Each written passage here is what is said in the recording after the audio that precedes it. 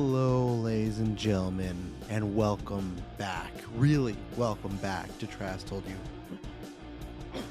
Wouldn't be a Trash Told You without me choking first 30 seconds, right? But you know what? Fuck it, we're live already. Do I want to re-edit that? No, I don't got time to re-edit that. You know how it works on Trash Told You. It's fucking fly by the seat of my pants. It is the bonus show. It's the bonus of all shows because we've had so many shows. Keep for Starters one show. And it's like, well, okay, then when there's a review, we're going to do like a newscast too. So this became two shows. Now we got spin-off shows, we'll do those. And it's like, oh, we got two newscasts. We got After 9, this, that. This is like a addendum and stuff like that. But a big thank you to everybody that support us in the summer and support myself in the summer. Because yes, I am back doing this. A big thank you to everybody again who did the surveys, because I personally did not put Trash Told You on there because it was relatively new and I kind of had the idea what I want to do with the show, but I still, always want feedback. But it's like, okay, I need to let the show grow a little bit. But everyone knew that I was ending it in the summer, and lots of people said, hey, we don't want you to continue this. So this is, I guess I announced it as a weekly thing. I would say this is the trial run. This is definitely the plan to do it weekly. I even said sometimes even multi-times a week. It all depends on what's happening in life. But right now the plan is I'm trying to do every Sunday, then release on the Monday. Might be the occasional Wednesday. Those are just the 2 days that work the best. And as I said before in the past, where when I record these, unfortunately, they're going to be later and stuff like that. Not like next weekend.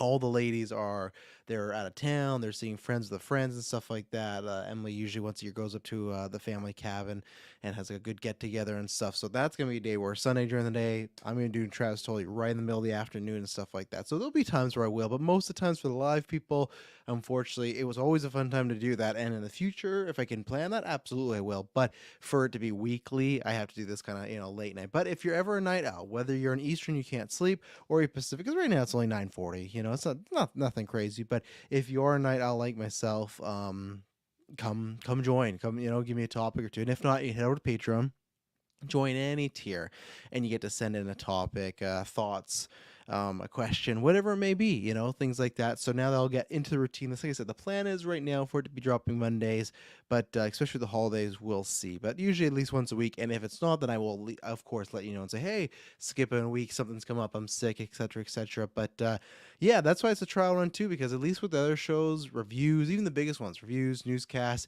even if I'm sick or not feeling well or something comes up, I can go, oh, hey, I'm not available to do this cast, so sorry. But now it's me alone. But I'm looking forward to it because I always like the feedback and the conversation that starts afterwards and everything like that. So, and I get to talk about a few things that are sorry pickings. There's no wrestling today. I get to talk about a few things that are just specific to me, and I get to rant and rave a little bit. Shout out to that show, and not have to feel like I'm a burden to anybody else, And I think some people like that, whether it's good or bad. They like me kind of off the handle a little bit. So, yeah, that's what this is. If this is your first time tuning in, it's just me doing news. Like, it's a newscast, but I think some things more, like if there's a big topic, of course I'm going to talk about it, but you still got how it goes is for the last time. And now this week's a little messed up, but usually what's going to happen is every Monday, as Travis told you, every Tuesday is side quests. Most of these shows I record the night before or something whatnot will, of course, save in their life. Every Wednesday, you're going to be getting the Weekly Geek from now on. And that is always going to be like a duo person cast. So like a Dylan Taylor, Kirklin Taylor, me and Taylor, something like that. And then at the end of the week, the Thursday, Friday, you're going to be getting the GeekVerse podcast. Now you might go, oh, have you always done GeekVerse podcast? We're kind of separating the two as far as Weekly Geek is the structured, hey, here's our topics, very well put together show. GeekVerse podcast will be put together, but it's going to be what people wanted. They want more like laid back conversation, just us chilling again and stuff like that. We got lots of great feedback on the live episode. So it's going to be like that. And then you'll still get your reviews and everything like that. So, and everything you need to know is down below. The video, the audio, the links to Patreon, everything good like that. Let's see. Super Mike, hey, listening while I'm ripping through God of War Ragnarok. Man, oh boy, my hair is super messy. I did not get it. I loved the first game. I think I was like the only person in GeekVerse.ca year it came out to get it, and I was trying it for Game of the Year, and for obviously the show it won, which Game of the Award predictions are coming out tomorrow, which will be exciting. But I just saw this very cool clip where there was like an enemy jumping midair, and Kratos like caught him with a chain and pulled him and everything like that. It's just one of these things of time wise, because I got Gotham Knights, and now that sounds bad, right? We go, oh my god, you're picking Gotham Knights. No, it's just, hey, Dylan wasn't gonna review it. That's something me and Taylor could review, so I reviewed it, and then I got Midnight Suns coming up. I do have a winter break. I got like 9 days. it's still over winter, but I'm thinking about getting God of War, but I don't know for sure. It's for sure a next year game, but all I hear is great stuff, and that's awesome because check out Dylan's going to be dropping his side quest review this week. I'm interested because if you listen to his retro, he's not the biggest fan of the first one. I guess it's just because I see it and I know I'm gonna love it, and I don't know why that feels why I shouldn't have to I gotta jump to it and stuff like that. I don't know why. I really don't. It's probably because God of War was never like my franchise. I really love that 2018 one, but it's one of those like, oh, I'm fine if they never continue, but I will get to it. I just want to have some actual time with it. I don't want to do something where I buy it and that's on the shelf for 4 to 5 months and stuff like that. And that's the other thing too. Like it sounds fucking cheesy now, but me, Taylor, Kirklin, we love Warzone, and that's dropping next week, and we'll probably do a stream of that. I'll be again playing that because the girls will be away. So just lots of stuff, and Christmas coming on. We got all these casts. We got luckily reviews are simmering down, but still there's still some big ones and Patreon ones coming up. And Pickens, yeah, says amazing. Everyone's loving the game. So that's the best thing about it. I can't wait to get it, but I'm not. I guess the thing I'm happy is like I knew it was going to be good. I'm happy it's getting as well praised as it is because I think there's so many times where that we talk about those movies, but even with games, TV shows, the second season, when you got that first great game, and of course there's any other God of Wars, right? But the 2018 one, that was the reboot. That was okay. We're starting over. When you get that, like same thing I wonder with Zelda Breath of the Wild, when you get that such high praise, how do you follow up? And I love that. I've heard that so far. Now watch me be disappointed because that was the way with Red Dead 2 and even Last of Us. That's definitely not the same as first, but I'm looking forward to it. I'm trying to stay away. I haven't even tweeted about God of War that much, and I keep getting fucking like, based on your tweets, look at this cutscene. Like, I don't want to see this. Luckily, nothing spoiled. I think I got spoiled with some of him and Thor and some cool like game mechanic, but I was like, oh, luckily there's so much going in my life, I'll hopefully forget it. But yeah, everything you need to know is down below. What to promote this week. Andor's coming out. Like I said, the God of War review for patrons that are phase 2 or higher. After 9 will be happening this Saturday at 10 a.m. PST. Join, call in. Definitely going to be talking about some Black Panther Wakanda. Talking about just other things catch up because last time we caught up a little, but that was the commentary track one. So yeah, phone in. We go for about 2 hours. It's always a good time. It's myself and the other hosts and then some listeners.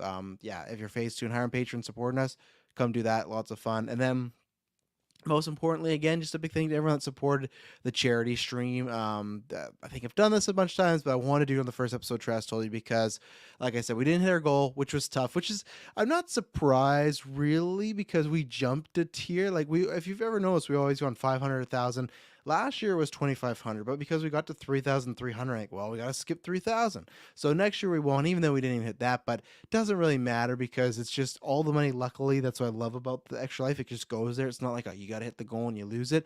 And we hit 10K overall for the past 6 years and stuff like that. So not every time we're going to hit our goals happened before, but the fact that we still raised that amount, like we beat like 4 other goals we've had in the past, it means a lot. I really appreciate it. So whether you're donating or you're downloading, make sure you rate, subscribe, all that good stuff. But whether you're doing all that stuff, I really appreciate it, and we appreciate it. So let's get into it. So I got some rumors. I got a mix of Marvel and DC and box office. So let's start off with this kind of like, yeah, I guess I'll start with the Deadpool. Let's start with this juicy one right here. So Daniel RPK last week, if you know him, I'd say he's like definitely a C+ scooper and stuff like that. Oh, excuse me. He had tweeted out, or no, sorry, I think this is on his, on his Patreon that he had posted, and people had, aggregated it and whatnot. But there was a post that he said that Ryan Reynolds' Deadpool was going to travel. I don't know if it was him traveling or them traveling, whatever it may be, but it would feature the 2005 Fantastic Four. And what was kind of expanded upon this is an idea of Deadpool going to different multiverses or universes. And I can't remember where. I think some person said like, oh, this sounds a lot more like Multiverse of Madness than Multiverse of Madness. And I can't remember. There's some other scooper. They're more C tier, but they're like, yeah, all I've heard about this is it's like a time travel / multiverse type of film, right? And the reason why there's like a time travel aspect too is because the other news I'm going to talk about here is, hey, there's been, there's been news.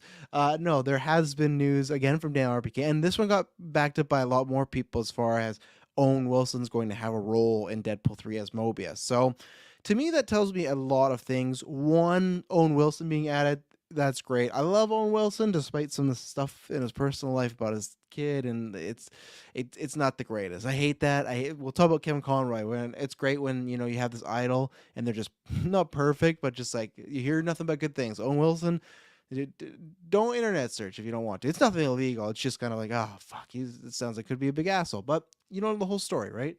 Either way, I digress. That sounds great. I like Mobius. That'll be lots of fun. There's gonna be tons of jokes there, everything like that. I'll kind of get back to Mobius in a second of why that is an interesting aspect. But the thing with the 2005 Fantastic Four, a few years ago, I think it's like been two now. I don't know if anyone remembers, but Justin Kroll put out a tweet and he put out a report, story, everything like that. Chris Evans had signed on for multiple pictures, right? And Evans tweeted news to me, and we haven't seen that yet. And we've heard Evans be like, "Oh, I miss playing Captain America," yet all these things. But it's still like Kroll usually doesn't miss, and I believe that is right, and I still think this could have been one of them. Whether it was for Deadpool 3 or something else, him as Johnny Storm, I think that is a good one as far as, okay, you're coming back in Marvel full, but you're not doing Captain America. And I still think he's going to be Captain America, Secret Wars or not. I just think they're going to find a way. A few days ago, too, before this report, before we even dive deeper, Ryan Reynolds again kind of said, hey, I think it was on Jimmy Fallon, where he said, hey, we're gonna leave Logan alone. Like that legacy is gonna be intact.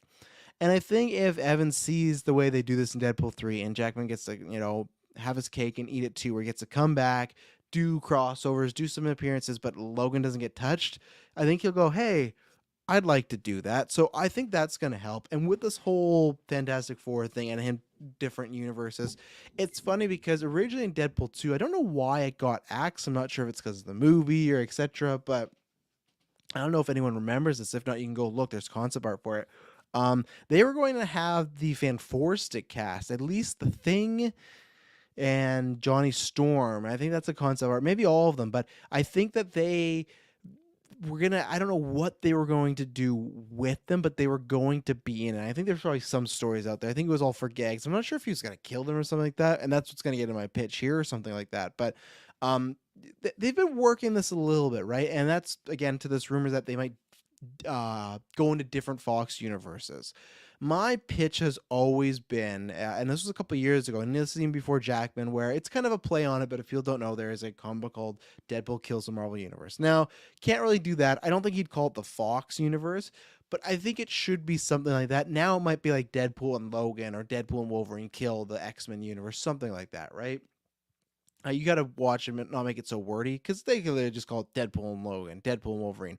You're done, right? So, as suppose the concept for is all of them. They had a prototype with blue costumes. Yeah, exactly. And then you also said Chris Evans recently said, I believe for Lightyear, he'd rather come back as Johnny Storm for Captain America in the MCU. Yeah, he did say that for Lightyear. But then for what is he promoting right now? Was it Sexiest Man Alive? I feel like he was just in something. But he did say that he misses playing Captain America and stuff like that. So I feel like he's starting to put those seeds in there. And yeah, Johnny Storm, that'd be a great way for him to come back and do it. I think it would be great if they got him and Michael B. Jordan in it. And I think with this movie, you could pull that off. And you're gonna now again, we talked about this. It was the week of the vodka, or the week this news got announced. I was on the vodka stream, and everyone was going off with theories like you could do this, you could do that. Now, I think it's fun. I think it's great to fantasy book. If any stuff like that, like if you get a scene of Chris Evans Johnny Storm and Michael B. Jordan's Johnny Storm, say that 6 times fast. Great, that's awesome. All I'm really there for is Reynolds and Jackman. That's all I care about. The other stuff is gravy, cherry on top, but I'm not going to be disappointed at all, like the way some people are disappointed in Multiverse Myths. I'm not. Even if these rumors don't become true, and it's like, hey, they didn't get anybody from Fantastic or 2005, wouldn't care. We got Reynolds and Jackman confirmed. That's all I need. But with this aspect, what I was saying earlier, my pitch was always doing some sort of story where, okay, the Fox's universe is closing, and to be meta with it, he has to get from the Fox universe to the MCU universe so Ryan Reynolds' Deadpool would exist and not be recast, etc., everything like that, right? So, yeah, both Sexiest Man Alive winners, same as Hugh Jackman. That's when I really started following. I think I've told the story before. That's when I really started following the Sexiest Man Alive, and I created the Man Crush list as well back in the day, and Ryan Reynolds or Chris Evans aren't on there. Maybe I'll explain that another day. But Hugh Jackman is, and I remember because I was working at Best Buy, and several people did not think he deserved to win Sexiest Man Alive, and I could not believe that. They were completely wrong. Even Michael B. Jordan, I feel like, has he not won Sexiest Man Alive? I think he has, right? Because that's like a top tier pick. So there's a lot of sexy men alive in the list going on with this Deadpool 3 thing. So, but my pitch was, yeah, the universes are closing, and he has to jump from two or one to two, three to four, stuff like that. And I kind of pitched it as either he has to jump through them or he has to destroy them in order to go that way. And it's funny, before the Wolverine Logan thing, there was rumors of it being like a multiversal type of film. One of the writers said something like that, and now there's rumors to go with this. So I wonder, because Jackman said he was in August, right? I think that's what the reports were. So I wonder how much they've worked. Luckily, they said they're going to do a road trip film with them. So maybe it's just like a multiverse type of road trip film. But I think they're keeping that. And that's what's interesting as far as the plot of this movie, right? Where I think my pitch is going to be something like that. I think it's going to be, oh, my water. Almost. I don't know why I put my water back there. That almost took out all my omnibuses that I'm reading right now. What do I got? I got Amazing Spider-Man 2 and 3, and then Moon Knight, and then all new Wolverine I'm rereading. Great stuff, all new Wolverine. But anyway, so speaking of Wolverine, I think that it will. I don't know if they will be destroying the universes, but I think that would be fun. And I think you get everybody back. I think you make this the last Raw. Obviously, Secret Wars is kind of coming out, so maybe that will be a last Raw for a lot of people. But I think you get back as many. If you're going to do this thing, you get back as many people and you jump in the different universe. You do Fantastic, you do this, you do the multiple X-Men, different age ranges and stuff like that. Maybe you can actually have a scene where you get the two Magnetos and the two Xaviers all together. Like, you can have some fun there if you're going to do this type of stuff. I don't know where else they would go. And also too, because if it's a multiverse film, is it just sticking to the Fox stuff, or could they go into other? I would love Deadpool to be the guy, like, he goes into Ang Lee's Hulk, like stuff like that. But again, could that be stuff they're saving for Secret Wars? I don't know. There was even a report today that came out where it was like, hey, Feige is apparently contacting like every big actor known on the planet that's been in a Marvel role to come back. And it sounds like there's been the New Deal, and then even tons of people today were talking about like this, the Toby and Andrew and Secret Wars thing. I'm not going to say it's done, but it's sounding very likely. Great. Hopefully Jackman is, Reynolds is, all that stuff. Yeah, get the New Mutants in there. 100%. 100%. I don't know who would come back. I think Anya Taylor-Joy might. I think she might. I think you can do a pitch and stuff like that. I don't know about Maisie Williams, but that's only the one I think you really need is Anya Taylor-Joy, really, because I feel like she's the biggest star out of them. But I like this idea a lot. Now, my question is with Mobius and this, and that's where they can kind of get into the, if he's jumping universes, it's kind of like, what is time travel? What is a multiverse? Kind of the same thing, but different. My question with Mobius is, clearly that's time jumping and he's going to be after someone. But my thing is it that Deadpool bumps into Wolverine, intercepts him, and that's why they talk about this whole Logan legacy, because Logan's off on this path with Deadpool, but eventually Mobius and the TVA, which has been said to be in this movie too, will pop up and say, hey, like, you can't be doing this. And Logan be like, why? It's like, you're going to die. And, he'd be like, well, I'm Wolverine, I got the healing power. It's like, no, like, eventually you're going to get old, you're going to get some poison, you're going to take the syndrome, like, you're gonna go eventually. And I don't know if it's that or if it is because Deadpool's mucking around doing all these different multiverse jumps. That's why the TVA gets involved, So that's what I think is really fascinating with Mobius being in here, is like, hey, who is the, like, because I feel like it would more be Wolverine. And I think if Wolverine and Hugh Jackman doesn't go to the like, if you're asking me, is he gonna be in Secret Wars? I would say yes. But because I know people go, oh, but he said it's his final time. He said that the last time in 2017. And I know Jackman said, oh, I meant it, but he's in a new system now. And you don't think if this goes well and they make a lot of money and Feige sits him down and says, hey, even fucking Robert Downey's come back. Like, the pitch of, hey, imagine a poster with you, and then imagine a poster with Downey, imagine a poster with Tobey Maguire, like the Mount Rushmore. And I would put those guys,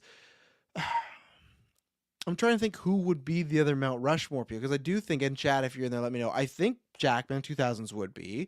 I think Downey 2008 would be. And don't count like directors, stuff like that, just like the actors' characters. And I do think Tobey Maguire would be. I don't know who the other one would be. I don't know why I keep saying would be so much. Like, some people might argue Blade, but I don't think so, because I kind of petered off. It helped, but I really don't know. I guess you could say Chris Evans is like the next part of that, but I don't know. Some people probably would say Ryan Reynolds with the R-rated aspect, Marvel and everything like that. So that's an interesting question. People even like in Discord, Facebook, tell me after, like, who do you consider as far as actors roles the fourth on that Mount Rushmore? Or if I'm wrong about that, but it's just, I'm not saying Tobey's the best Spider-Man, but it's just he started that franchise and became, he had it on his back for a while, right? So um, I've said that before, that that's too good to turn down, and I think it would be little work. And that's, though, I think a good ending. If let's say he is done, this is the last time. I think that's something kind of heartfelt where, hey, Logan knows he's gonna die, and he maybe could have a chance to jump over Deadpool, but he kind of knows, hey, like, no, this is my life. I got to get back to it. Have fun in this new universe, and especially if he even hears about having like a daughter or Xavier, stuff like that. I think there's something sentimental of him going back, and even us as the viewers, we knew it was the last time. We knew he was likely gonna die, but him literally saying goodbye and saying like, I'm gonna go die. I think there is something heartwarming to that. And the good thing is about Deadpool 1 and Deadpool 2 is they've always made sure that they have heart and emotion. It's not just the jokes, it's not just the action, the graphic nature of the nudity or the violence. It's the heart is what carries those stories. Okay, I'll say Ryan Reynolds as Deadpool probably is number one, but two, I think that's what helps. It's not just a joke fest. It is, but it's just there's always something underneath to it, which that's you could always see people just, let's just have Ryan Reynolds be funny the whole time, and that's it. So S-Bub says, I think Xavier, but he already came back from Multiverse of Madness. Imagine Secret Wars Press Tour, Toby, Andrew, and Hugh are all confirmed from the start. 100%. And that's where that report of, and I don't know if I fully believe this aspect, like the reason he's doing it because he wants to beat Endgame. Of course he wants to beat Endgame, but I don't think he's like plotting away like, oh man, I gotta fucking be. No, I don't think so. We're gonna talk about Black Panther box office in a second. But if you do want to, that's how you do it. Is not only the surprise, it's the promotion of these, make like a Marvel Legacy panel of people promoting this movie that have been a part of it since the early 2000s to now. People that when I was 10, I'm sitting here watching Hugh Jackman on screen, and then when I go see Secret Wars, my daughter is going to be, yeah, it's 5 years from now, 5, 11, my oldest, and like that's what it's about, right? It's that generational stuff. So, and I think that's a good thing that I think DC's not used enough yet with, and maybe because Flash hasn't really started. Flash and Michael Keaton, I feel like they've not done a really good job of he's back and like the full 40 half an hour sit down interview podcast of why, what was the first thing. And people have asked me like, what did it feel like to put it on? But I feel like they could have had that. They could have rolled it out. They should have done that fucking fandom. So I think, and No Way Home did that after. They did that with the Blu-rays, with all three of them, stuff like that. So that was smart, but now you could do that before. And sure, it's a lot of ego, sure, it's a lot of money, but it's definitely worth it. So yeah, and as far as the 2005 ones, yeah, I'm game. I like them all for the most part. I'm not saying I need to bring them back as the main one. I would love it if Julian McMahon came back as Dr. Doom because I'm a huge Julian McMahon fan, but I don't think that would happen because I think he's a smaller tier, and I think they want to wait on Doom as much as they can. That was another reports too that Film Odyssey, he's a scooper. He's like a C plus scooper, or I'd say he's a C scooper.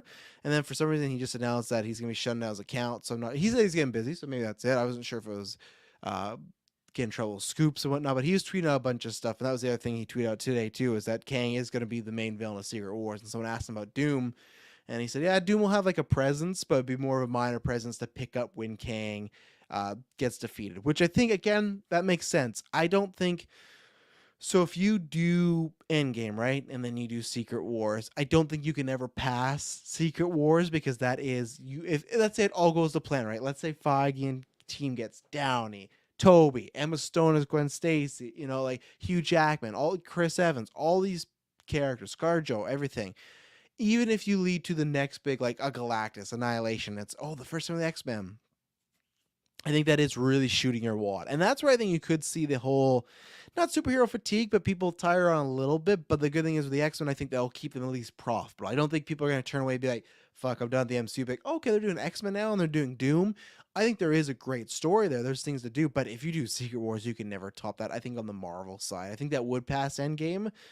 I think if all those stars aligned, because even then they didn't need that. They just had their original characters for Endgame and that passed it. So you can maybe do that again, but with the added people, even more so. So, yeah, it's an interesting time. It's gonna be fun these next few years, all these rumors and stuff like that. But with 2005 Fantastic Four, I think there's lots of fun there. Chris Evans alone gives lots of fun, and I'd even love to see Jackman interact. Like, I'm not sure if Jackman's with them the whole time or what it may be, but it's a fun rumor that I could subscribe to, and I really want to see that. So, and Aswap says, yeah, the multiverse era is or sorry, multiverse saga is the end of that era. I agree. I think you could do like, oh, excuse me, take a drink of water here.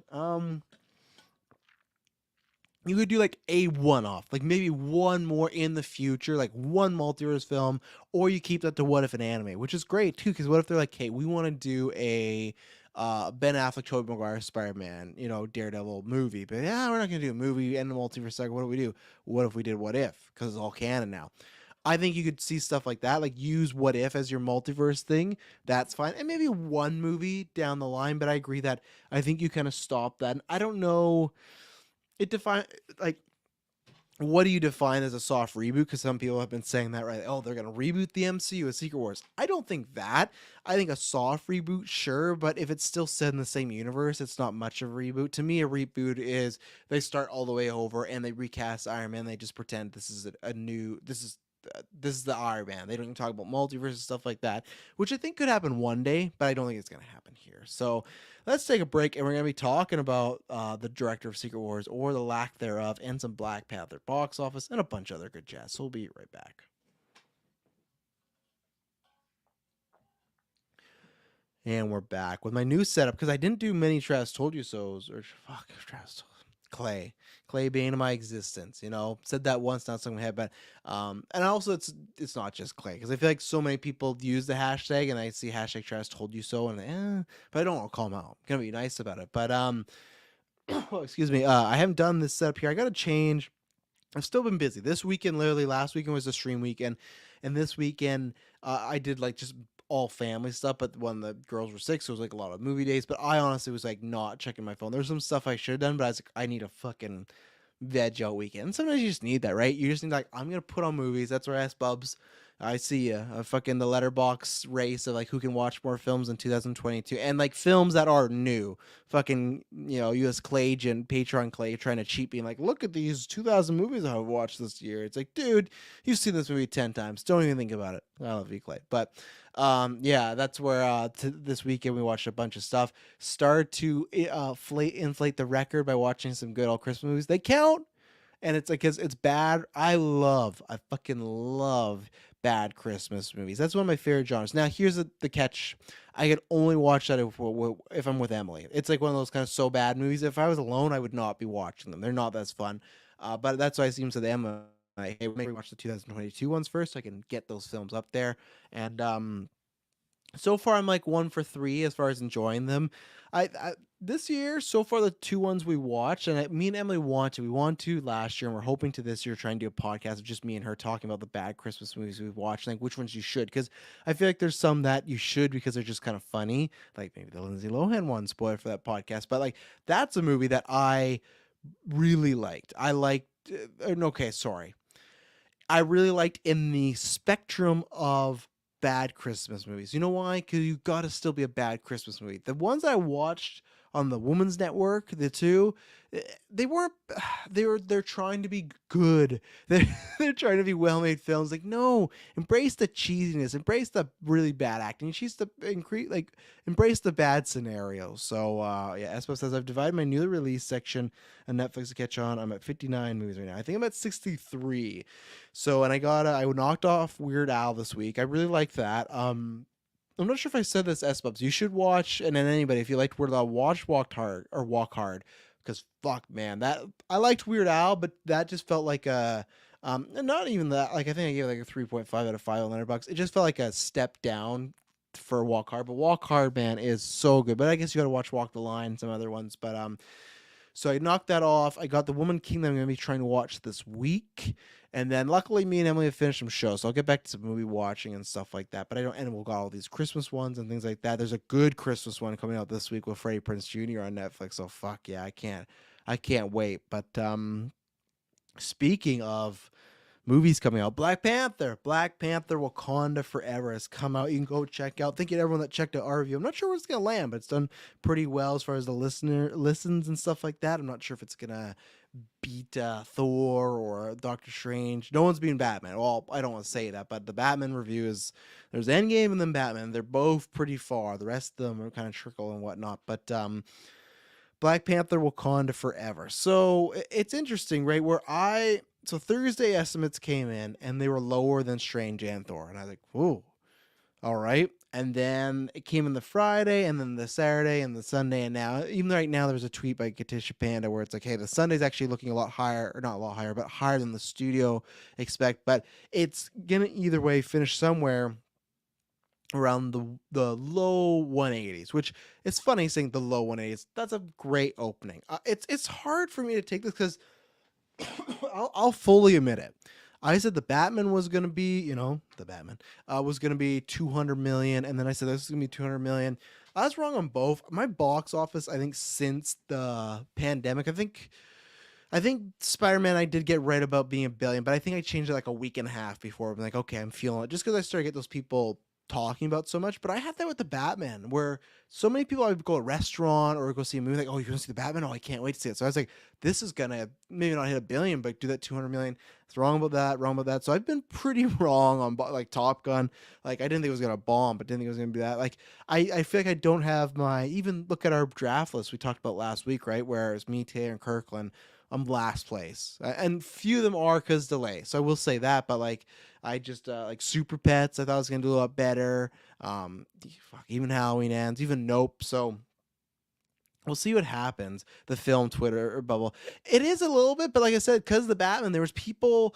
I always talk about the Batman when that first trailer came out, and I saw people share it that only share those ones that get people really hyped. And I remember my dad, who, my dad's a psychiatrist, and he wouldn't even see Joker and I know he'd like it, but he was just kind of, he's like, I think he saw Spider-Man Far From Home, and that killed him. And I don't think he thought it was bad. I think he was just like, it sounded like he was bored and just kind of done with it. And he kind of gave me the like, oh, I don't make them like they used to, kind of like sort of feeling. But even when that trailer came, he said, I'm going to see this. And I don't know if I think he did eventually. I think he told me but I can't remember if he did or not. But either way, just for the fact of him to put out interest of, hey, I want to see this, that's where I thought the Batman was going to do better and stuff like that. And Wakanda Forever, smile, was garbage. I'm not sure where it's coming from, Pickens, but I agree. It's so funny whenever I do my letterbox and I look, and Smiles like my number 2 worst movie, and there's so many people that love it, and I see it on so many top 3s. And I could say, hey, I didn't get it, but the fact that Taylor didn't like it as well, to me, says something. But yeah, I'm happy people like it. I'm happy those people are like making money, like great profit and stuff like that. But so this movie did make 200 million and didn't pass the first one. 2 things that I actually thought would happen. I thought just because the hype of 2 things of just a new Black Panther, big MCU film, you got a sequel to a very big first film. You have that question of who's going to be Black Panther. You have hey, how are they going to write off Black Panther, and also a tribute to Chadwick Boseman. 180 is great. I should look it up, and let me take a look and see. Biggest box office openings is what I'm going to look, opening weekends, but it's up there, right? Not in 2020, just whenever. But that's good. But I still was surprised that it didn't pass, what was I going to say? Fucking Endgame, 357. We're never seeing that again. That's the domestic, by the way. That's like Black Panther Wakanda Forever made 330 the whole weekend. Great. Of course, people are memeing on Black Adam, like, look, 1 month versus 1 weekend, and stuff like that, which it is, but at the same time, how much advantage does Black Panther have over Black Adam, right? But it is just funny. Domestic 357, like, whoa. So we're looking at 180. Let me find here. So already has it ranked. So 13th place could go to 12 depending on the Sunday estimates, because that's Incredibles 2, which good for Incredibles, which I'm going to talk about Zootopia. There's something I saw about Zootopia for Zootopia Plus. I fucking was shocked. But past Civil War. So again, that's still good. 13 best opening and stuff like that. I know Disney's having some trouble right now. I think their stock dropped a lot. They're going to do a bunch of massive layoffs. But as far as like you look at that, and it was what, number 2 biggest opening, and I think Thor was 3. So it's like the comic book films are again running game and stuff like that. So superhero fatigue, people can kind of shove their keister for now. When I say it could happen with Secret Wars, I just think that's because that's like such a big event. Maybe people go, okay, I've seen it all. But again, maybe that's where the X-Men come in, right? Like, well, I haven't seen these X-Men. So really good weekend. 13th biggest weekend of all time. There's nothing bad to say. The only thing would be bad to say is if you had the for sure projections like I did and you go, well, this was a bad weekend because it didn't hit the 209 that I said, so that makes it bad. No, it's not. I still am surprised, but to me, it's not like a, people hate me saying this, but it's not like to me, BVS not making $1 billion where I go, no, that should have happened. Doesn't matter. That should have been an easy layup. This to me, this was not an easy layup. I still think I'm surprised it didn't happen. I'm surprised it wasn't higher. I'm surprised it was not at least past 190. I'm surprised Doctor Strange beat it. Maybe that's where I'll say where I don't think it should have needed to beat Doctor Strange, but I don't know what that says about Black Panther or about Doctor Strange just maybe growing as a character. I think for me the big thing is, and this happens a lot, but the big thing for me is the second weekend because, okay, I think I did this on a fact or fiction where I said that Black Panther was going to beat on Marvel Alliance, beat Doctor Strange and Thor Love and Thunder, because see Thor Love and Thunder. I have it. I think I said that I said it's going to open lower than Strange, but have a better box office. It didn't. It didn't. I just thought because people love Taika, the Guardians, everything. So like I said, my predictions have been off lately, but that was the big thing with the first Black Panther, right? It was okay, it did have a big opening, of course, 202, that's massive, but it also just kept going and chugging along, and it performed not like a superhero film would. It performed a lot like what Top Gun did earlier this year, where it would stay around the top 10, stuff like that. Will it do it? I don't know. And that's where Superbad Mike comes in and says, do you think Avatar 2 will have a better weekend than Wakanda Forever? So that's going to bring up where right now it's the 13th, so Avatar 2 comes out in about a month and change, right? So it has lots of time to run game. There's other stuff like Knives Out, things like that out, but that's only out for a week. There's things out, but it's nothing massive. I think it has like a solid month to be number one for most of the time, make lots of money. I don't know what the rewatchability of this is because I have seen people say, "Oh, I've seen it again, see it again." I want to see it again because if we missed the review, you can go check it out. But I have it in my top 10 for the MCU right now. And I really enjoyed it, quite loved it. I might take it down a peg after people have been reassuring me of something like, oh, that's what happened. And oh, really? That's how they did this. You can check out our review. And me and Dylan's suspicions seem to be confirmed as like, oh man, I wish they didn't do it this way. And they did. Let's see, Violent Night Sweep. Yeah, there's another one. But again, right, Radar, stuff like that. They don't got to worry about it. It's a bunch of smaller films. So they got time till Avatar. And speaking of another film, that had that. I remember, I may have told the story before, but I remember when Avatar 1 opened and all the headlines were, James Cameron gamble doesn't pay off because it was like I think it was like a 53, like it was something. Someone can throw it in chat. I don't want to look up, but it was not a big opening Avatar, but it just kept making money. And it's like the second weekend, it made like almost close to the same as opening weekend. I think the third, it went past the second week. Like it just kept going and going and going. So do I think it's going to be 180? And this is where I don't know because I've been so bad. So my gut has said no, it won't. So I'm going to say yes. I'm going to go against my gut because with box office, it's not been working out. So do I think it could be like 190? Yeah, I do. Because I think Avatar does have a lot of just interest. I thought the interest, and again, Black Panther Wakanda Forever is the 13th biggest opening.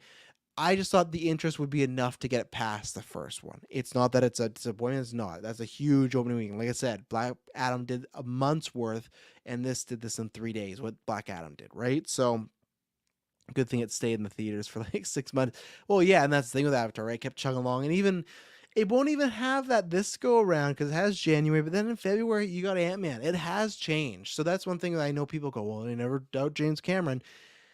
I'm not. I still think this film could hit $1 billion. I just don't think it's going to hit Avatar numbers, and it's changed the landscape. A lot more films come out rapidly. Look at March; it's just fucking stacked, right? But so do I think it will beat it?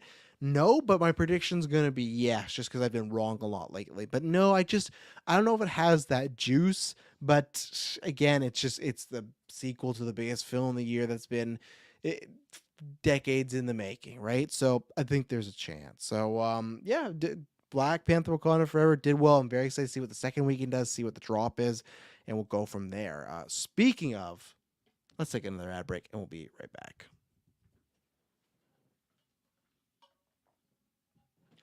Speaking of, Ryan Coogler, he has said, well, I don't know, he had said this interview, no, but then also said they did this big, you go look out, they did a big, I think it was a spread in Variety about talking of everything about how they proceed with the movie, Chadwick's passing, all this stuff, but Kevin Feige did confirm at least, I don't think they're playing coy, I really don't now, that, he has lots of plans with Coogler, they're working together, they're talking about Black Panther 3, but they're not talking about Secret Wars.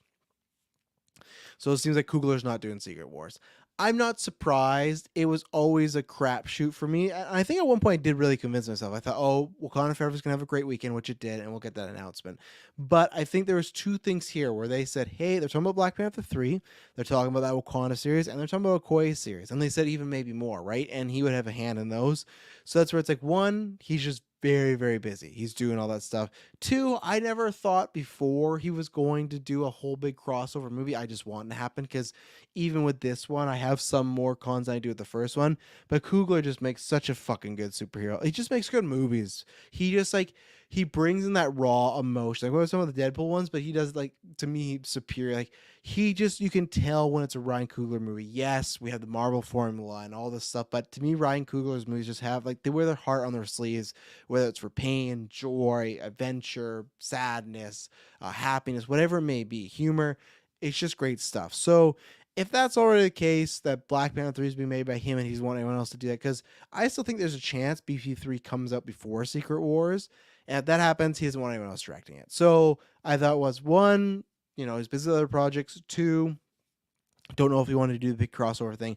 And three, I think it's just kind of what he said as well in one of these interviews that he said he's going to do this, do the press tour, but then he's just not going to think about something for a really long time. He's just said that he's going to take a break and then he'll get back to these things. And that's why they even said that they don't know when these things are going to happen because, he has a hand in it, and they eventually will move forward if he doesn't jump back on board. But I think he's earned a break. Yeah, S. Bubs Coogler is also involved with Ironheart, and he's working on lots of upcoming shows and possible movies. 100%, and that's where I think a break is warranted. That's where I think he's just so busy. Even though I think there's a chance where he maybe didn't even want to do it, but I know people have said this a few past weeks. Like, oh, never mind Secret Wars. After he's done Panther, give him X-Men. I'm like, fuck. X-Men, now that would get my money. Okay, they already got my money, but that would make me so confident I wouldn't even worry. But yeah, so the search is still on, and that's it's fine. I wonder who it's going to be, but with Coogler getting a break, he deserves it. This has to be much like when James Wan did Fast. This has to be one of the worst shoots ever. And of course, yeah, people are going, oh well, they've got the best budgets and they got all this money. Yeah, but that's not the point. It's the point of they all lost a friend, and you're also reworking this movie and all these things, and such a task they had to take on, and I think he did that well.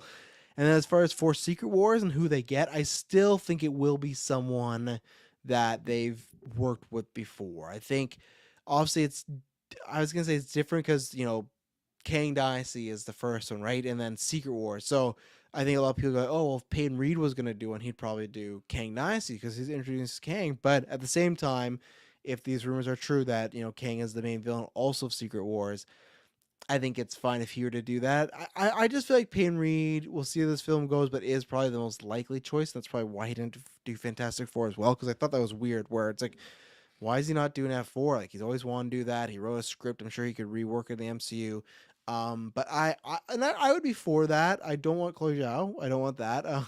She can make Eternals too, but I don't want that. So I still think it's going to be somebody, even if it's needed a cost. I think it's going to be somebody that they've worked with before for such a big film, and I don't think it's a Russos. I do believe them that that's not going to be the case. Whether it is they didn't want them back for this, whether it is they're both busy, I don't think I don't think it's on the table really, unless it gets delayed and break glass and stuff like that. So we'll see. But yeah, Hunt's still on. Hopefully we'll get some news by the end of the year, but maybe not. So speaking of news of the end of the year, we're going to get Jason Momoa as Lobo.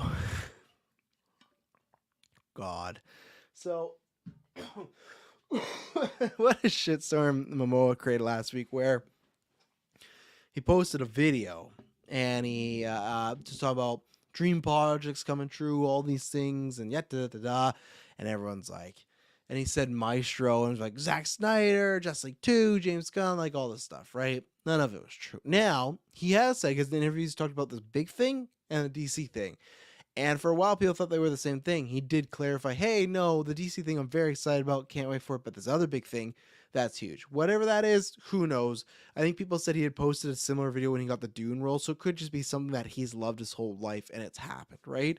Maybe he wants to play fucking Freddy Coogler, and they call them and say, hey, you're playing Freddy. Like, oh my God, it's my dream come true, right? So that's harder, but there's this DC thing, and it's been interesting because James Gunn, he's been posting a lot on Mastodon, so go check out Mastodon because I'm on there, expecting for Twitter to fall apart and die at some point. If it is, I got an account, and I like it. If you like Twitter, it's a good Jason or Twitter adjacent sort of thing. There's some features that they don't have, but there's some features they have that Twitter doesn't have. It's nice, so I like it. I gotta toot there more. I hate that the word's toot. It's just stupid, but either way, so he's been talking about this, and James like even tweeted out stuff like, hey, what character that's not gone to film before do you want to see get a film? He's been interacting on there a lot. And then this first day, though, on Mastodon was posting a picture of Lobo. And Momoa keeps talking about the stuff about DC. And then now people have been asking about Lobo, and he's like, oh, well, it's exciting times at DC, but if you've looked at anything to me, like I'm a comic book reader and I've read the comics of one particular guy, and yeah, he's pretty much just saying like, hey, I love Lobo. Now, here's the thing, Momoa could just be fucking with everybody, right? He likes to do that a little bit, but at the same time, he is teasing, I guess, something, and it is interesting as far as, okay, are you going to deliver on this? Like, what is this? When could it be? And now that's been the thing where people ask about Lobo, and they think with his answers that he could be playing Lobo. What this thing is, I don't know what the DC thing is. I think it's just like maybe another character team up with or something like that, like an actor that he enjoys. But if you were telling, because that's been the debate of people showing pictures, right, of like Gemma Chan and Miss or Captain Marvel and now Eternals, but it's like, yeah, that's a lot different. Like, they're not the lead, I was gonna say because they're caked in makeup, but he would be too. Momoa, right? He'd be caked in makeup where he'd have like regular Arthur Curry, and then you have Lobo with the dreads and the gray skin and stuff like that. I don't think you can do it as well, but at the same point, there's so many people that go, they can't do this. They no matter what, it can't be done. I wouldn't care that much if they were to do it and just say, hey, we're dipping in the Black Label multiverse stuff. Jason loves his character. He thinks he brings something different to it. We're going to have him play Lobo. That's fine. Even if he interacted with Aquaman for a moment, that'd be fine, and stuff like that. So let's see. Espo says the problem with that Gemma Chan was in Captain Marvel was a small role before a big role in Eternals. Momoa's the other way around. And unless it was like, it is, but unless I guess like Lobo was like another leading, like let's say it was a Lobo movie and he went from leading movie to another one. But I get what you mean as far as like the lower tier stuff. And again, I'm not saying that's the route I would go, but I'm not, like, it's make believe stuff. I'm not going to be mad if they have him cast as Lobo as well. It's just like, and it is like a good thing because I like Aquaman. I think I like what he's brought to the character, but he is, like everyone said this before, a perfect Lobo. Like he would just be a knockout as a Lobo. So I'm fine with that. I do like everything that James Gunn's been doing as well with these comments as far as clarifying things, saying things, stuff like that. I think that, yeah, Peacemaker versus John Cena's Bane. Yeah, there you go. Taylor's going to get his wish. John Cena will become Bane because they're going to just start recasting their own actors with different roles. But no, I like what Guns is doing right now. Even then, when someone tweeted like, "Hey, when can we expect a full slate?" and he tweeted, or he tooted, he's like, "Oh, hey, I'm just gonna say message. I'm not saying tooted. It's a stupid term. Like, oh, well, we just got here. Like, give us a second and stuff like that, right?" So I'm really interested. I don't think we're gonna hear any like new projects until 2023. I don't think till Comic-Con. That's a little far, but I think give it a little bit. The other thing that's confusing too is that he said someone on Mastodon messaged him about the DC titles. He said all DC titles are under him and Saffron, which is not what that article said. Now, it'd be different if the article said that, right? And he's coming out to clarify. The weird thing was, like, he said that, or like they said that in the article, they made a statement about it, like, we can't wait to work for DC, blah, blah, blah. You would think if you make the statement on a article and you say, hey, there's a story here about that we're not in charge of Joker or the Batman universe and stuff like that, we should have that changed. I don't know if it was just a slip up. I don't know if Gunn's kind of like, maybe he's saying like, no, it is all DC titles, and there's a misunderstanding like the ones he creates, or maybe Zazoff been like, yeah, sure, and then when it comes time to, it's like, no, Matt Reeves, you can do whatever the fuck you want. But I doubt it's that. I think it's all kosher. He said one of the first people he talked to was Matt Reeves, so interested to see what happens. I don't know if I believe. If you're asking me, do I think Momoa is going to play Lobo? I'll say no because it's crazy stuff, but it's not 100% no. It's not like I'd be super surprised. I'd be a little surprised. Oh, really? They're doing that? Okay. So yeah, we'll see what happens. Not as far as just the casting, as I said before. I think it's pitch perfect casting. Whether he is in a superhero movie as a villain, whether it's a side character, whether it's a main character, I think he would kill it. And I think he can give it, like he did give Aquaman quite a few dude bro isms, but I think he could make it different and more brutal enough where we could look past it. Lots of makeup, stuff like that. I think there's a way. So only time will tell with that one. So we're gonna take an ad break, our final ad break, and just do some quick hits. Talk about Kevin Conroy and some Dahmer stuff and Zootopia Plus. So yeah, we'll be right back.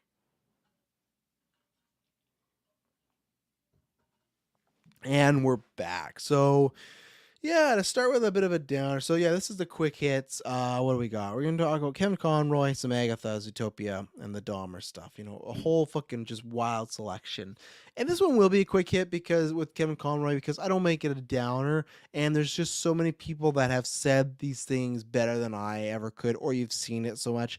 And that's what I was gonna say. Where we got the news that Kevin Conroy, unfortunately, due to cancer, had passed away. Um, it would I legitimately cried. I saw that and my heart sunk because it is. I don't want to.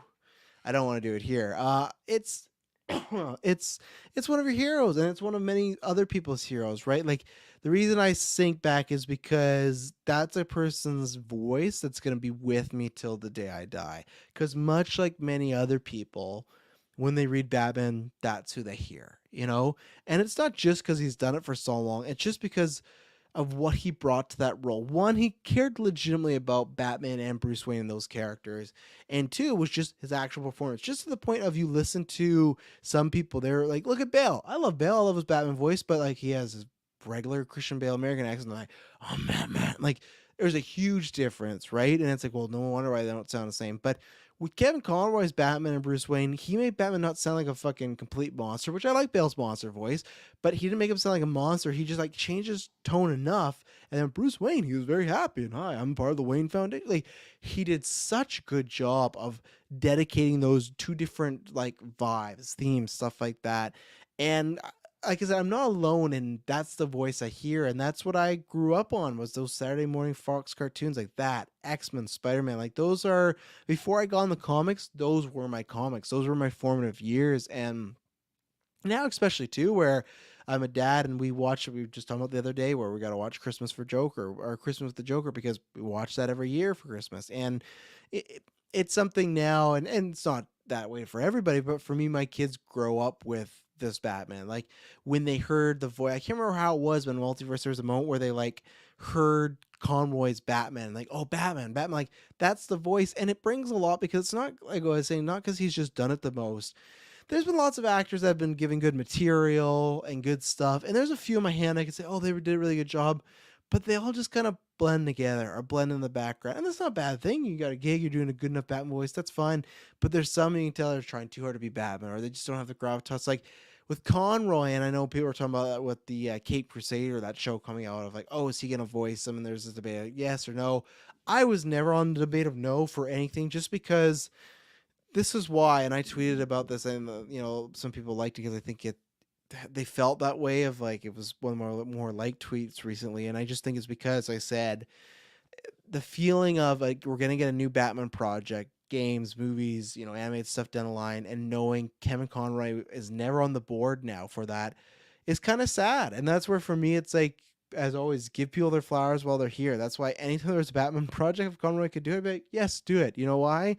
Because that's as many as we can get now. It's the same way of like when we did the X-Men retrospective. I was talking about this with Kirklin recently, and when we did X-Men Origins, yeah, sure, it sucks. And it's not the greatest, but you know what? When Hugh Jackman passed away, that's one more time I got to see him as Wolverine.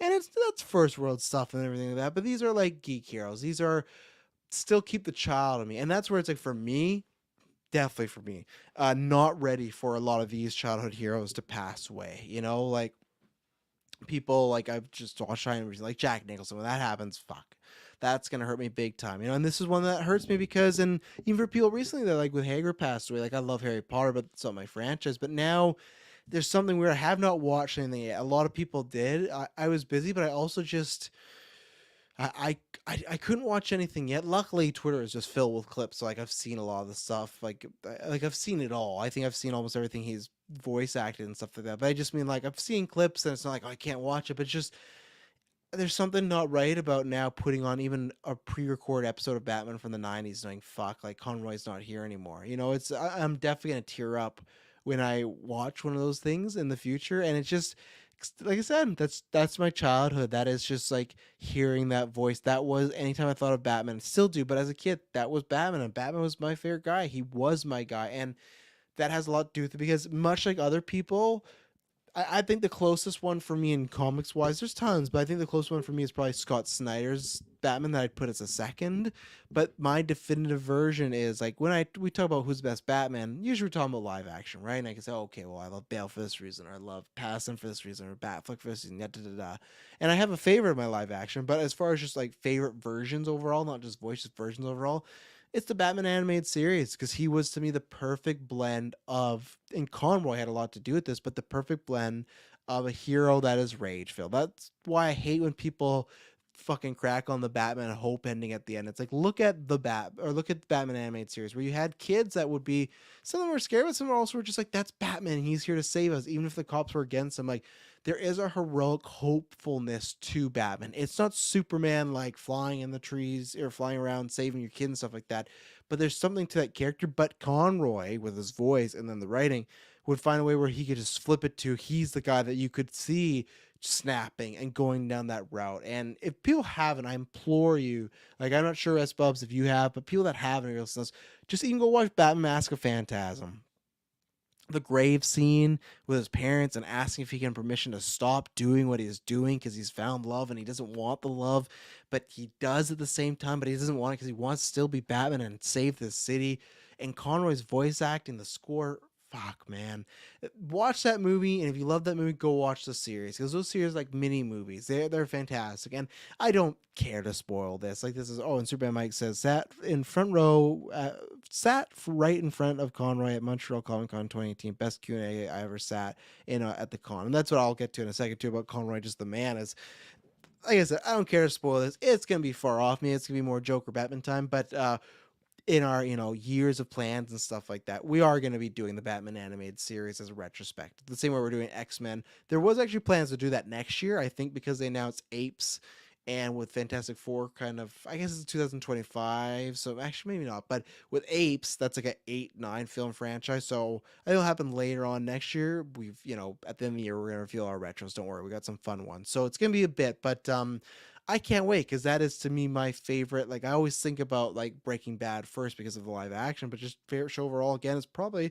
Batman the animated series. Because I just encapsulate that character, and S was definitely one I need to get to. Yeah, 100%. Obviously, the series is like a big commitment, but man, I'm not sure where Batman fandom is, but it's worth it. It's just like, especially, it's just I feel like it's such like a piece of geek culture that you need to kind of understand the time of back then, of like they did the movie and then the show, and it was inspired by that, but then it did its own thing, and it is some of the best Batman stories, whether it is retelling of the comic book ones or this. And my last point on this is, social media, Facebook, Twitter, TikTok, stuff like that, they can all suck, right? They can all be stupid. You can sometimes just be looking at this app, and that's why sometimes I put the phone away because you go, why am I on here?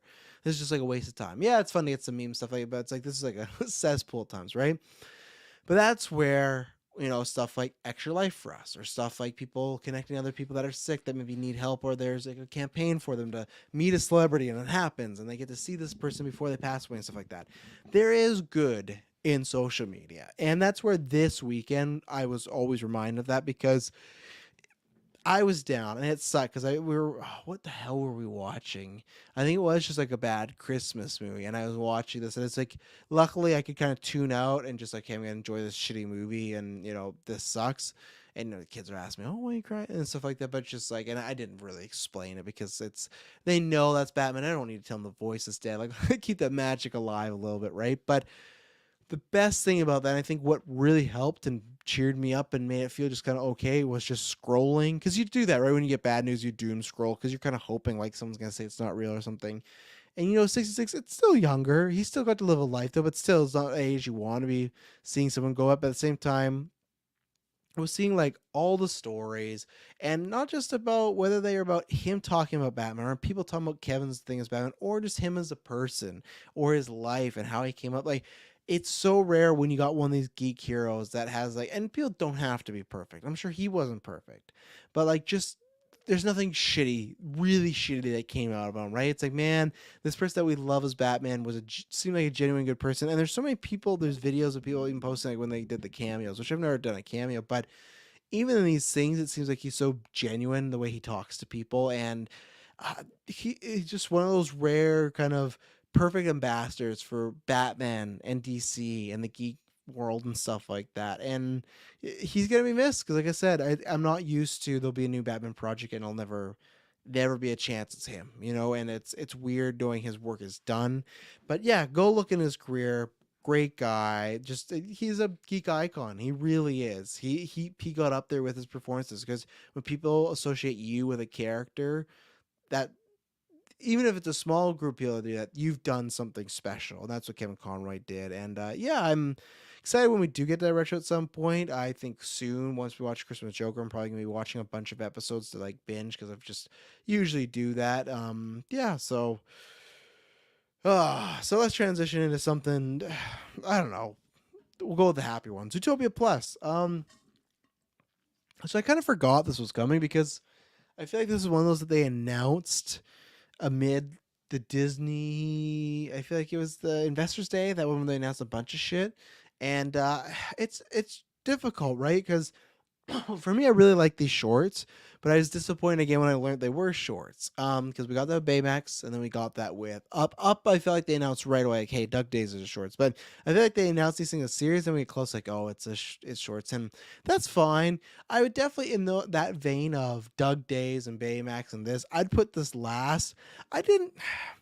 This one took the approach of, instead of like getting an update on our characters, which we do like Tally, it's more just like, hey, we're gonna take segments when it's like Zootopia Plus of almost like reality shows. We're gonna get a car chase episode and a musical episode, and they worked. They're fine. Like, I enjoyed them enough. There were no minis and more, or minions and more. Go watch those on Netflix. Those are great. Me and the kids love those and the wife. But this felt like a collection of deleted scenes. Apps, Superman Mike, bravo. I wasn't even finding a perfect way, to like kind of pitch that to somebody, but that's exactly what it is. Or just like short films that they would play, like, with Scrat before when you're trying to get a nut. But it's like, oh, this is fun. It's like a 2-minute thing. And it's just 10 minutes, so it's not like a bad thing. It's like, oh my God, 10 minutes. It's bro. No, they're fun and cute. There's a couple. I like the Godfather one.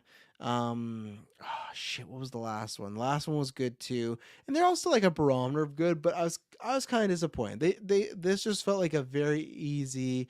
We need some Disney Plus content. Just make some stuff about the animals, and just like make kind of weird and out there and stuff like that. And don't have any story, nothing character development. And I'm not expecting that in shorts, but I at this point with the animation, I think it lines up to like an hour 10 something. I wish they would have just done like an hour 10 smaller film, or an hour film of like a one character doing something.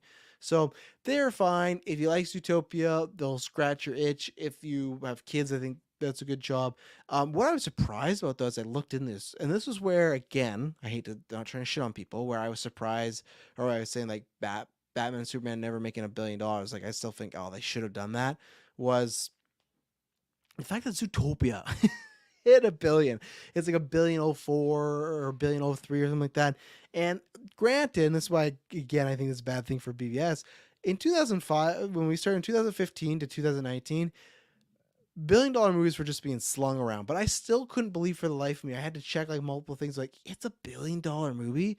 I get that we're making these shorts, but how come they have not pushed out a sequel? Makes no sense. Sometimes Disney, which is like the money hunger company, um, sometimes they do things where I go, oh, maybe they're not, and then they show, okay, they are, because they're like cutting like gay scenes out of Black Panther to play it somewhere, right? So you go, okay, no, you're still that company, but I'm surprised they haven't hired a bunch of people said you're gonna make this movie, but who knows? Speaking of Disney Plus, we got a bunch of Agatha casting. We got like Aubrey Plaza, and we got like Eric Andre, and a few others. And there was a few things where the casting led me to think this, and then there was rumors about this. So it's been described as a comedy, not so much like I don't think like a She-Hulk like whatever,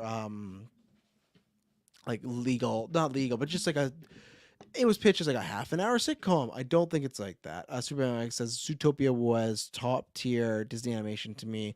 Yeah, for Disney, I haven't done that in a while, but it's definitely up there. I love Zootopia. The world building is crazy, incredible, also crazy. Kind of put them together. But so with Agatha, it's been also described as like a people have said a very very gay show, and I think gay in like a positive way as far as lots of representation, probably lots of set pieces to do with that lifestyle. And then it was described as like a mix of American Horror Story Coven and Sabrina the Teenage Witch. so like I like it enough. I trust them with their like if they want to try and make something more comedic, that's fine. I like She-Hulk for that. I don't think Agatha is going to be a show I dislike. I just was, and this was a thing about expectations, right? When this was announced, I thought, man, it's going to be like that first scene we got of her in the past, and we're going to get more supernatural stuff. And we might, but we're going to get more witchcraft, more supernatural stuff. But the more people they cast and the more things that come out about this, sounds like it's going to be purely comedic and very over the top. It's fine for me. Like I said, I may like it, but that's not what I was interested at all. And now I'm not sure where I had Agatha ranked before in my MCU like excitement hype level that we did on Patreon a few months ago. But this would definitely, I won't say skyrocket down, but bring it down a lot, because I feel like I can like the comedy stuff, but with the comedy stuff, it might be, hey, not many stakes going on, just kind of having a fun time. Oh no, American Horror Story Coven, that was one of the worst seasons. You know, Super Mike, I actually quite enjoyed it. But it's funny, people that have watched American Horror Story, we all have a different barometer, right? Where I talked to somebody, I can't remember where they felt like Roanoke was like a great one. I was like, are you fucking kidding me? And some people felt like, oh, I can't remember. It was like Lady Gaga was bad, and her she was like, she's phenomenal. Like I feel like the American Horror Story franchise or the fans are like some of those fickle fans, and that's me too. Where it's just like we have the ones we dislike and love, and it's just like we hate it no matter what for this reason. But it's so funny. I feel like there's not like a I feel like to me the common hatred was for Asylum, but that was about it. Now there's so many seasons, I think it's all over. So, um, but yeah, I could see that. So I think there's aspects I like. I like people even when they announced Aubrey Plaza. I know people might be like, "Oh, weren't you just expecting a full comedy then?" Aspects, but look at her in Legion, what she can do, and she can turn on and be serious if need be. And I was hoping, oh, more of that. So I'm hoping okay, we're gonna get the show, probably more comedic, probably just, stuff like that. Hotel and Murder House are my faves, as a Mike.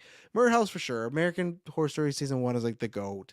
Honestly, you might hate it, but yeah, 3 I'd probably put as the second, and that's like a mixture. I haven't finished the last season where it was like the double feature. I have to, and I really like American Horror Stories, the short like anthology show. That's really fun because not only there are some good stories, there's like origins to stuff in the universe. So yeah, I'd have to think about that. That's something maybe I'll have to do in the future. But I just hope now in the future, next time Agatha might not be the case. So when we get something more supernatural, darker side, I want to have the tone of Werewolf by Night. I loved how they handled that world, the hunters, the vampires, everything. I love that. So I was hoping a bit more of that for Agatha. Maybe we'll get it, but from the sounds of it and the look of the cast, I don't think so. I think it's going to be a chuckle good time, which, that's fine. I was just a little disappointed because I was hoping for a bit more, even more of the WandaVision seriousness with her and stuff like that. So, speaking of seriousness, oh boy. Whoa, what happened? I broke part of my straw.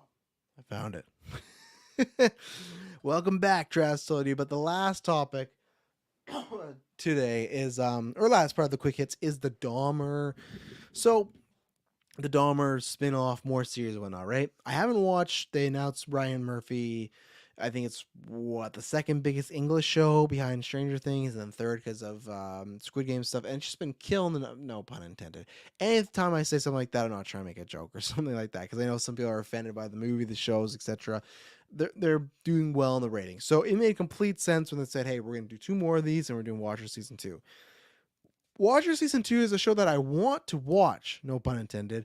I like it. I like the trailer. I like the pitch. I like the cast. It's Ryan Murphy. But I keep hearing mixed stuff about this. But I did get season 2. So I want to. And it's always previewing of like, hey, you haven't watched The Watcher yet. It's like, I know I haven't. I just don't know if I want to get into it. Because I've seen people like literally tell me, oh yeah, I watched one episode. It was brutal. And then I've seen other people say, oh, the whole series is great. Except like just how they very much end it is bad. And one of the worst endings ever. It's like, what? And that's where it's tough with Ryan Murphy, because all his stuff is like that. I feel like he's a guy that's all over the gamut. He can make something that's fine to this is fucking awful to best TV in the world, stuff like that. Like some of the stuff he did with oh god, did he no, yeah, Ryan Murphy did Nip Tuck. God, I almost forgot about that. But like some of the stuff he did with Nip Tuck, never watched Glee. Some of the stuff he did American Horror Story. And Dahmer to me is, I've said this before, I think it is his best work. I think it's Peter's best work, subject matter, whatever, and put that aside as far as how it offends people. And that's what we'll get into at this part, where they said they're going to do 2 more monster stories. Now, I had always wondered, because the title's fucking awful. It's Dahmer, monster, ... a Jeffrey Dahmer story. And I was like, that... it's just a mouthful of stuff of like, okay, why did you title like that? Now I know why. And it's interesting, because you go back, I did a review where they have a moment, and this is just my spoilers, but whatever, the real characters, the real people, what happens. He sees Gacy, and Gacy, like, the big thing is he won't admit to the things he did, yet and tells about how they're different.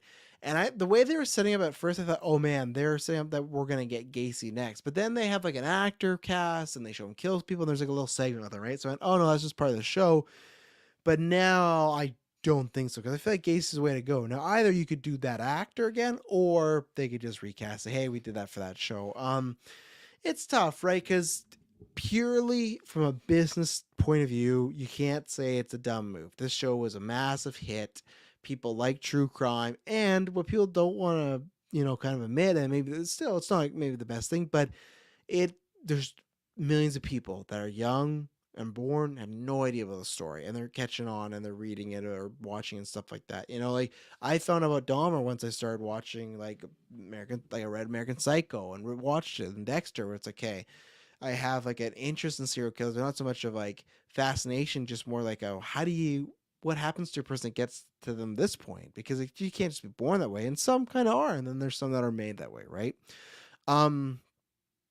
So it makes sense for them to order 2. I don't know about the Watcher, but order 2 of those, because you can do 2 more. If it's still hit, you continue. I imagine it's Gacy, and then you can either do Bundy. They've done Bundy a lot.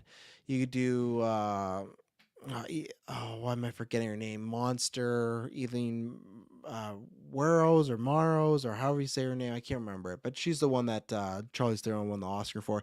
I think there's a couple that are or like Night Stalker. There's a couple that are the easy picks. I think they might do them, because Dahmer was an easy pick, but it's like those are the most popular ones, right? Or the most well known, I should say. And then on the personal side, I talked about this on the review, as far as what people thinking of, hey, this is awful for Netflix to do. You could definitely make that point. It's tough for me to argue against it, but it is just a fictional story. But like, not fictional, but it's like a fictional retelling of it. They still do for dramatic purposes. Now that I think they're trying to get us close, but the other argument of, is it in good taste? Not really, but at the same time, I'm a hypocrite, and maybe that would hopefully not something happen to me, but I don't know. There are stories that kind of, they still need to be told, but at the same time they're just over, exonifying them, and then they're putting them under microscope, and it all comes back up for the family. So there's no good way to slice it, because I can't say, hey, it is wrong, you probably shouldn't do this and stuff like that, but then say, hey, I'm going to watch one of these because I like the acting, I like the story, I like how they portray it, and especially for me that knows most story, like, hey, what do they leave in, leave out, stuff like that. What is the different take they're going to do with this one? And I think you can do that with the other stories, but I get why people think it's bad. And it's one of those things where To me, it would just have to be agree to disagree. And I don't even disagree. I wouldn't even look at something and be like, you can't feel this way because X, Y, and Z. All I can say is it is a piece of like media, and it is technically, yeah, for profit and entertainment. But for me, it's not so much as like, oh yeah, I can't fucking wait to watch Dahmer. That I had that feeling for Evan Peters because I want to see their performance, stuff like that. But my interest in this purely just from the films. I don't know, filmography side, I guess. Yeah. Now that's where it's tough because then you have stuff like, hey,